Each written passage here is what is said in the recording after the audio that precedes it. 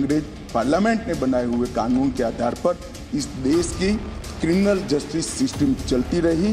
इसकी जगह भारतीय आत्मा के साथ ये 3 कानून अब प्रस्तावित होंगे।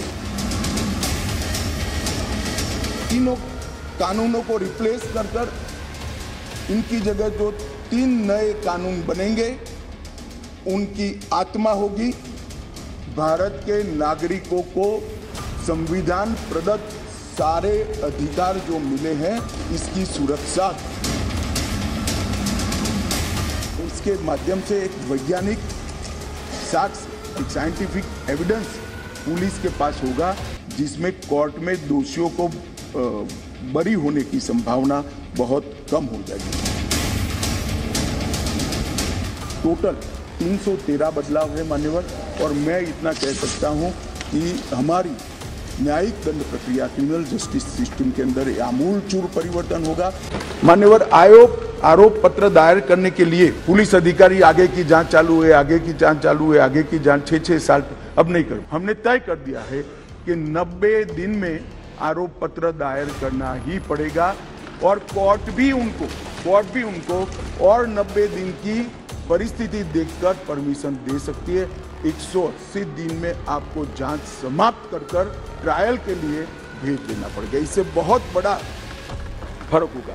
वारंट के मामले में भी हमने काफी सारे बदलाव किए हैं। आरोपी व्यक्ति को आरोप तय करने की नोटिस 60 ही दिन में देने के लिए अब कोर्ट में बाध्य हो जाएगा। कोर्ट ने चार्ज फ्रेमिंग 60-30 से ज्यादा लंबा नहीं कर सकती। बहस पूरी होने के बाद 30 दिन में मान्यवर न्यायाधीश ने अपना फैसला देना पड़ेगा। 3-3 साल तक फैसला पेंडिंग नहीं रहा। नमस्कार दोस्तों, कैसे हैं आप सब। दोस्तों 11 अगस्त 1942 की बात करें तो उस दिन एक बहुत बड़ा आंदोलन छेड़ दिया गया था जिसको हम अगस्त क्रांति भी कहते हैं। उसका नाम था भारत छोड़ो आंदोलन। उसके बाद 11 अगस्त 1947 को भारत आजाद होने की तैयारी कर रहा था और साल 2023 में इस 11 अगस्त को ही पार्लियामेंट में 3 बिल पेश किए गृह मंत्री अमित शाह जी ने, और उसके बाद तमाम सोशल मीडिया पर बुद्धिजीवियों और ज्ञानियों की लाइन लग गई और सब ने अपने हिसाब से अपनी दुकान चलानी शुरू कर दी। इतने सारे महापुरुष और ज्ञानी थोक में ज्ञान बांट रहे हैं और जो इस ज्ञान को समझने में सफल नहीं हो पा रहा वो पैनिक है, पीड़ा में है। सबसे ज्यादा परेशान स्टूडेंट्स हैं जिनको सोशल मीडिया के माध्यम से ऐसी ऐसी खबरें मिल रही हैं कि वो बेचारे कंफ्यूज हैं कि क्या पढ़ें और कौन सी किताब से तैयारी करें एग्जाम की। किसी को भी पैनिक होने की जरूरत नहीं है। आज की इस वीडियो के बाद आपके सारे डाउट्स क्लियर हो जाएंगे। आज की इस वीडियो में मैं इन्हीं बदले हुए कानूनों को लेकर जो प्रश्न आए हैं उनके भी उत्तर देने की कोशिश करूंगा, इसलिए आखिर तक जुड़े रहिए इस वीडियो में। इसके बाद भी अगर कोई मन में प्रश्न आए तो कमेंट कर देना, मैं उसका जवाब आप लोगों को जरूर दूंगा। सबसे पहले मैं आप लोगों की एक सबसे बड़ी समस्या दूर कर देता हूं कि आईपीसी, सीआरपीसी और एविडेंस एक्ट में कोई चेंज नहीं हुआ है। कुछ लोग कह रहे हैं कि आईपीसी बदल गई है, नहीं बदली है भाई। इंडियन पिनल कोड 1860 में आज भी पूरे 511 सेक्शन हैं। जिनके अभी एलएलबी के एग्जाम होने हैं उनके एग्जाम में आईपीसी 1860 से ही क्वेश्चंस आएंगे। यूपीपीएस के बाद जिनके इंटरव्यू हैं या जेल से संबंधित नौकरियों के जो एग्जाम होने वाले हैं आईपीसी 1860 ही उनके काम आएगी। सोशल मीडिया पर जानकारियां बांटी जा रही हैं कि अब मर्डर सेक्शन 99 में होगा। नहीं, आज भी मर्डर की पनिशमेंट 302 के तहत ही होती है और वही है। सोशल मीडिया पर वायरल हो रही मनगढ़ंत जानकारियों के जाल में मत फंसिए। अभी आईपीसी, सीआरपीसी या एविडेंस एक्ट नहीं बदला है और कब बदलेगा अभी नहीं पता। एक बात ध्यान से समझिए कि कुछ भी चेंज करने का एक प्रोसेस होता है जिसको प्रोसेस ऑफ एनेक्टमेंट या जिसको हिंदी में हम अधिनियमितीकरण कहते हैं, और इसका एक पूरा प्रोसेस होता है। ऐसा नहीं है कि प्रस्ताव पेश कर दिया गया और सब कुछ बदल गया। इस प्रोसेस के तहत सबसे पहले ड्राफ्ट तैयार किया जाता है, उसके बाद ड्राफ्ट को पार्लियामेंट में पेश किया जाता है जिसे हम बिल कहते हैं और हिंदी में इसे विधेयक कहा जाता है। पार्लियामेंट का मतलब क्या होता है आप सभी लोग जानते हैं, लोकसभा, राज्यसभा और प्रेसिडेंट। और जिस दिन इस बिल को प्रेसिडेंट ने मंजूरी दे दी उस दिन कहा जाएगा कि ये लॉ बन गया या एक्ट बन गया। ड्राफ्ट तैयार करने से लेकर प्रेसिडेंट के अप्रूवल तक के इस पूरे प्रोसेस को एनेक्टमेंट कहा जाता है। और एक और जानकारी तकरीबन हर व्यक्ति के पास पहुंची हुई है कि जब प्रेसिडेंट के साइन हो जाते हैं तब कानून लागू हो जाता है, लेकिन ऐसा नहीं है। प्रेसिडेंट के हस्ताक्षर होने के बाद सरकार उस एक्ट का नोटिफिकेशन करती है, उसको नोटिफाई करती है। एक नोटिफिकेशन या अधिसूचना जारी की जाती है जिसमें एक डेट निर्धारित की गई होती है और बताया जाता है कि यह कानून उस दिन से लागू होगा। जो डेट नोटिफिकेशन में लिखी होती है उस दिन से वो कानून लागू होता है या एनफोर्स होता है। अब आप खुद सोचिए कि यह कानून स्टूडेंट्स, एडवोकेट्स, जज या आम जनता के काम कब आएगा, कब उसके काम का होगा। जाहिर सी बात है, जब नोटिफिकेशन आएगा जिसमें बताया जाएगा कि उस दिन से कानून लागू होगा और उस डेट को, अभी उस डेट का किसी को कोई नहीं पता। इसलिए फालतू की वायरल हो रही आधी अधूरी जानकारी के चक्कर में मत फंसिए, कंफ्यूज मत होइए। एक बात और बता दूं आपकी जानकारी के लिए, जिस दिन यह बिल पार्लियामेंट में लाया गया था उस दिन 11 अगस्त को पार्लियामेंट को अनिश्चित काल के लिए एडजर्न कर दिया गया था। और अब पार्लियामेंट का अगला सेशन कब आएगा ये किसी को नहीं पता। हो सकता है विंटर सेशन में हो जाए, विंटर सेशन हो जाए, क्योंकि पिछले साल विंटर सेशन नहीं हुआ था और अभी इसकी भी कोई गारंटी नहीं है कि विंटर सेशन में ये बिल लॉ बन जाएगा। ये दो बातों पर डिपेंड करता है। जब अमित शाह ने ये बिल प्रपोज किया तो उन्होंने अपने स्पीच में कहा था कि ये बिल हम स्टैंडिंग कमेटी ऑफ पार्लियामेंट और लॉ कमीशन ऑफ इंडिया को भेज रहे हैं फॉर द रिकमेंडेशंस। जब सिलेक्ट कमेटी और लॉ कमीशन अपनी रिकमेंडेशन देगा तब जाकर वो बिल पार्लियामेंट में पास होगा। उसके बाद सरकार नोटिफिकेशन के लिए एक डेट देगी, तब जाकर आपको अपनी जानकारी अपडेट करने की जरूरत पड़ेगी। आपकी जानकारी के लिए बता दूं कि इस बिल के पास हो जाने के बाद आईपीसी 1860 का नाम बदलकर हो जाएगा BNS 2023 यानी भारतीय न्याय संहिता। अमित शाह ने इस बिल को पेश करते समय दो बातें कही। एक तो यह कहा कि प्रेजेंट गवर्नमेंट चाहती है कि अंग्रेजों के समय की सारी निशानियां मिटा दी जाएं, लेकिन ऐसा बोलते समय वो भूल गए कि सीआरपीसी 1898 का नहीं बल्कि 1973 की है। तो ये अंग्रेजों की निशानी कैसे हुई? चलो कोई बात नहीं, बोलते बोलते भावनाओं में बह गए होंगे, देशभक्ति चीज ही ऐसी है। अच्छा, इसके पीछे का दूसरा कारण अमित शाह जी ने बताया कि पहले जो कानून आया था वो अंग्रेजों ने अपने प्रशासन को ठीक रखने के लिए और भारत में रह रहे लोगों को दंड देने के लिए बनाया गया था। दूसरा लॉजिक दिया है, शुरुआत में ऑफेंस के लिए जो पनिशमेंट है वो है अबेटमेंट, जो कि दुष्प्रेरणा से शुरू होता है। भारत सरकार के खिलाफ युद्ध करना, criminal conspiracy, offence against public servant, ये सब इशारा करते हैं कि ये कानून प्रशासन को बचाने के लिए और आम आदमी को दंड देने के लिए ही बने हैं। और कहीं ना कहीं ये बात सही भी है। हालात आप लोगों के सामने हैं। आम आदमी हर जगह सरकारी मशीनरी द्वारा हरास किया जा रहा है। इन बिल्स को लेकर सरकार का कहना है कि हमारा पर्पस है लोगों को न्याय दिलवाना। ऑफेंस वाले चैप्टर में अब सबसे पहले आ गया है offence against women and childrens, बच्चों और महिलाओं के विरुद्ध अपराध। कुल मिलाकर ऐसा प्रतीत हो रहा है कि आईपीसी में जो प्रॉब्लम्स थी उनको ठीक करने की कोशिश की गई है।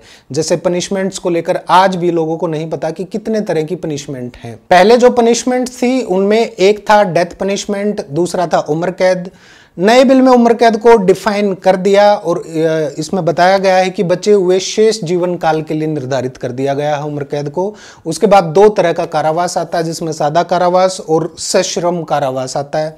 उसके बाद फाइन या जुर्माना आता है। उसके बाद एक और पनिशमेंट आता है फॉरफीचर ऑफ प्रॉपर्टी, जो कि 1921 में रिपील हो चुका है। आईपीसी के सेक्शन 61 में यह कहा गया है कि 1921 में फॉरफीचर ऑफ प्रॉपर्टी रिपील हो चुका है, लेकिन ये अभी भी वहीं पर पड़ा हुआ है। क्यों पड़ा हुआ है इस बात पर जितनी मर्जी बहस कर लो। इसके बाद एक नया पनिशमेंट दिया गया है जिसको कम्युनिटी सर्विस या सामुदायिक सेवा कहा गया है। किसी छोटे मोटे अपराध में कम्युनिटी सर्विसेज की पनिशमेंट दी जा सकती है। अपराधी को किसी अनाथ आश्रम में जाके, वृद्धाश्रम में जाके सेवा करने के लिए कहा जा सकता है, कहीं साफ सफाई के लिए बोला जा सकता है। अब यहां तक तो ठीक है, लेकिन वो कम्युनिटी सर्विस क्या है उसके डेफिनेशन क्लोज में ये डिफाइन ही नहीं किया है। भूल गए, यानी कम्युनिटी सर्विस को परिभाषित करना ही भूल गए, परिभाषित नहीं किया है। जेंडर में एक नया शब्द जोड़ा गया है, मेल, फीमेल और ट्रांसजेंडर, लेकिन यहां भी झोल कर दिया। मैन और वीमेन की डेफिनेशन डेफिनेशन तो दे दी, लेकिन ट्रांसजेंडर की डेफिनेशन लिखना भूल गए, थर्ड जेंडर को डिफाइन ही नहीं किया। अब फायदा क्या हुआ, आदमी और महिला की तो डेफिनेशन पहले से ही दी गई थी। और भी ऐसी कई चीजें हैं जिनको क्लैरिफाई करना चाहिए था, जैसे आईपीसी के सेक्शन 300 है, उसका 5वां एक्सेप्शंस में सेक्शन 306 का इलस्ट्रेशन दे रखा है, वो भी ऐसे का ऐसे ही नए बिल में पड़ा हुआ है, इसको सुधारना चाहिए था। ये बात सच है कि आईपीसी और सीआरपीसी में चेंजेज होने की बहुत जरूरत है। आपकी जानकारी के लिए बता दूं कि भारत में कन्विक्शन रेट बहुत कम है, जिसका मेन रीजन है फेक कंप्लेंट्स और लैक ऑफ एविडेंस। कहा गया है कि 7 साल से ज्यादा पनिशमेंट वाले अपराधों में फोरेंसिक एक्सपर्ट्स का जाना कंपलसरी हो जाएगा। अब इसके लिए फोरेंसिक डिपार्टमेंट में बहुत सारे लोग अपॉइंट करने पड़ेंगे, फिर उनको इक्विपमेंट देने पड़ेंगे। और हालात ये हैं कि सेंट्रल गवर्नमेंट ने अभी फोरेंसिक यूनिवर्सिटी प्रपोज की है, तो फोरेंसिक एक्सपर्ट्स कहां से लाएगी सरकार जब है ही नहीं। जो यूनिवर्सिटी प्रपोज की है उसमें सरकार ने कहा कि हर 3 साल में ग्रेजुएट निकल कर आएंगे।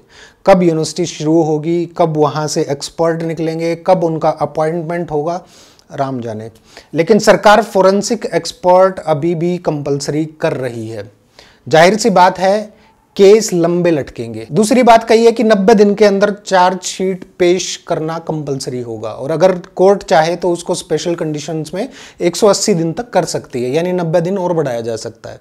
अब मुद्दा यह है कि 90 दिन में चार्जशीट पेश करने के लिए पुलिस बल चाहिए, जो कि अभी बहुत कम है। अभी भारत में आधे लोग तो नैतिकता में जी रहे हैं, जो ये सोचते हैं कि ये काम करना पाप है, या ये काम करना ठीक नहीं है, या ऊपर वाला सजा देगा। और जिन लोगों को ये पता है कि पुलिस सजा देगी, वो लोग बिना किसी डर के अपराध कर रहे हैं। अपराधियों में डर करने की क्षमता इतनी बढ़ गई है क्योंकि उनको पता है कि हमारा सिस्टम ही डगमग हो चुका है। कब अरेस्ट होंगे, कब विवेचना होगी, कब सजा मिलेगी। आजकल तो अपराध दर्ज कराना ही अपने आप में एक बहुत बड़ा जोखिम बन चुका है। अब मैं पॉइंट पे आता हूं कि ये 90 दिन में चार्जशीट पेश करने वाला जो करने के लिए और पुलिस को रिस्पॉन्सिबल बनाने के लिए पुलिस बल बढ़ाना पड़ेगा और उसकी ट्रेनिंग में भी सुधार करना पड़ेगा, जो कि एक दिन का काम नहीं है। मेरे हिसाब से ये सब होना बेहद कठिन है, ऑलमोस्ट इम्पॉसिबल। इसीलिए प्रस्तावना में लिखा होता है कि ये उस दिन लागू होगा जब गवर्नमेंट नोटिफाई करेगी, या फिर सरकार इसको पार्ट्स में भी नोटिफाई कर सकती है। इसलिए बहुत ज्यादा पैनिक होने की जरूरत नहीं है। पुराना लॉ अभी भी बहुत काम का है और इतनी जल्दी नए कानून नोटिफाई नहीं हो पाएंगे। पिछले 3-4 दिन से बहुत सारे मैसेजेस आ रहे हैं जिसमें कुछ पुलिस ऑफिसर, एडवोकेट्स और लॉ के स्टूडेंट्स हैं, वो कह रहे हैं कि सर इतने कंफ्यूज हो गए हैं कि समझ नहीं आ रहा पढ़ाई छोड़ दें या लॉ छोड़ दें। भाई कुछ मत छोड़ो, अभी सब कुछ ऐसे का ऐसे है। इतनी जल्दी कुछ नहीं बदलने वाला और ना ही बदलेगा, और बदलेगा भी तो बहुत छोटे छोटे पार्ट्स में बदलेगा, यानी नया और पुराना मिलकर चलता रहेगा। मेन बात यह है कि सरकार के पास इतना बड़ा इंफ्रास्ट्रक्चर नहीं है कि ये सब एकदम से बदल दें। कानून और न्याय व्यवस्था की हालत आप लोगों ने देखी होगी, ये सब सुधारना तकरीबन इम्पॉसिबल है। इसलिए भविष्य में होने वाली बातों को आज की परेशानी मत बनाइए। और वैसे भी आईपीसी में तकरीबन वही सेक्शन हटाए गए हैं जिनको कभी नहीं पढ़ा जाता। अब आगे जितनी भी आईपीसी, सीआरपीसी या एविडेंस एक्ट पर वीडियोस आएंगे, उनमें मैं साथ नए बिल में जो लॉ प्रपोज किए गए हैं उनके बारे में भी बताता रहूंगा, उनके रेफरेंस देता रहूंगा साथ साथ। अब नए बिल के तहत पनिशमेंट पता चल गई कि कितनी है, कुल मिलाकर 6 पनिशमेंट्स हैं। वैसे भी हमारा कानून कहता है कि जहां समस्या है वहां समाधान है, इसलिए नए लॉ की बात करें तो अब इसके बाद काफी आसान होने वाला है सिलेबस। फिलहाल टेंशन लेने की जरूरत नहीं है, और मेरी बात मानो तो अभी उस बिल को पढ़ने की भी जरूरत नहीं है, क्योंकि कोई नहीं जानता कि उसको लागू होने में कितने साल लगेंगे, कितना समय लगेगा, और हो सकता है लागू हो ही ना। मध्य प्रदेश में 2011 में रेंट कंट्रोल एक्ट आया था, जो कि अकोमोडेशन कंट्रोल एक्ट 1961 को रिपील करने के लिए आया था। बहुत सारे पब्लिशर्स ने एडवांस में बुक तक छाप ली थी, लेकिन वो लॉ आज तक लागू नहीं हुआ है। याद रखिए, इंडियन पिनल कोड का नाम बदलकर हो गया है भारतीय न्याय संहिता। सीआरपीसी 1973 का नाम बदलकर हो गया है BNSS 2023, यानी भारतीय नागरिक सुरक्षा संहिता। और इंडियन एविडेंस एक्ट 1872 का नाम बदलकर कर दिया गया है भारतीय साक्ष्य अधिनियम 2023। शुद्ध हिंदी के नाम आ गए हैं, लेकिन लॉ की भाषा आज भी वही है, अंग्रेजी। बिल प्रपोज हुआ है, वो भी इंग्लिश में हुआ है, यहाँ तक कि सरकार ने उसका हिंदी वर्जन प्रोवाइड करना भी जरूरी नहीं समझा और चले हैं अंग्रेजों की छाप मिटाने। एक और मजे की बात, सीआरपीसी साल 1973 की है और उस समय भारत के किसी भी हिस्से में अंग्रेज नहीं थे। सिक्किम और गोवा भी भारत सरकार के अधीन था। अगर इनको अंग्रेजों की छाप मिटानी ही थी तो अंग्रेजी के साथ साथ इसका हिंदी वर्जन भी रख देना चाहिए था। जिस दिन बिल पेश किया गया तब इंग्लिश वर्जन ही रखा गया था, अब आगे चलकर सारी भाषाओं में ट्रांसलेट होता रहेगा। मेरा कहने का मतलब यह है कि उस दिन हिंदी और इंग्लिश दोनों भाषाओं में रख देते, लेकिन आपने सिर्फ इंग्लिश में रखा क्योंकि पार्लियामेंट की लैंग्वेज इंग्लिश ही है। वो कब ठीक होगी इस बात को कोई नहीं जानता। कुछ लोग कह रहे हैं कि नए बिल के मुताबिक आईपीसी के कुछ सेक्शंस चेंज हुए हैं। ऐसा नहीं है, बल्कि आईपीसी पूरा चेंज हो गया है। रेप से रिलेटेड जो लॉ हैं वो सारे चेंज हो गए हैं। रजामंदी से बनाए गए यौन संबंध के लिए साफ साफ लिखा है कि ये रेप नहीं है लेकिन पनिशमेंट मिलेगा। अब ये पनिशेबल हो गया है। कुछ चीज़ों को ठीक कर दिया गया है और कुछ बातों को लेकर डाउट्स वैसे के वैसे बने हुए छोड़ दिए गए हैं। जाहिर सी बात है किसी ने सोचा नहीं होगा कि उनको ठीक करने की ज़रूरत है।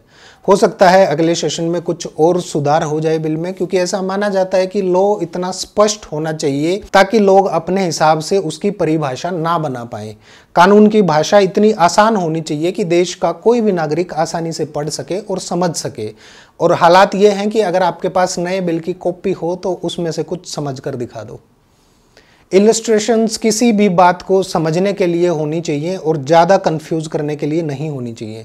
लेकिन बहुत सारे इलस्ट्रेशन आज भी ऐसे हैं जो प्रोविजन को उलझाने का काम करते हैं। इनको ठीक किया जाना चाहिए था। कुल मिलाकर मेरा सुझाव यही है कि आप नए एक्ट के झमेले में अभी ना पड़े, पुराने एक्ट पर ध्यान दीजिए। ऐसा मैं इसलिए बोल रहा हूं क्योंकि पहली बात तो ये है कि इतनी आसानी से नोटिफाई नहीं होगा, लेकिन बिल पेश अगर हो भी गया और अगर साल 2024 में एनडीए की सरकार आती है तो ये मान के चलिए कि लॉ इन्फोर्स जरूर होगा, लेकिन टाइम का कुछ नहीं पता ये कब होगा। और अगर सरकार बदल गई तो ये लॉ लागू होना लगभग नामुमकिन है। ये तो हुई नोटिफिकेशन की बात, लेकिन ये एप्लीकेबल कैसे होगा? इसके लिए सबसे पहले जजेस को ट्रेनिंग देनी होगी।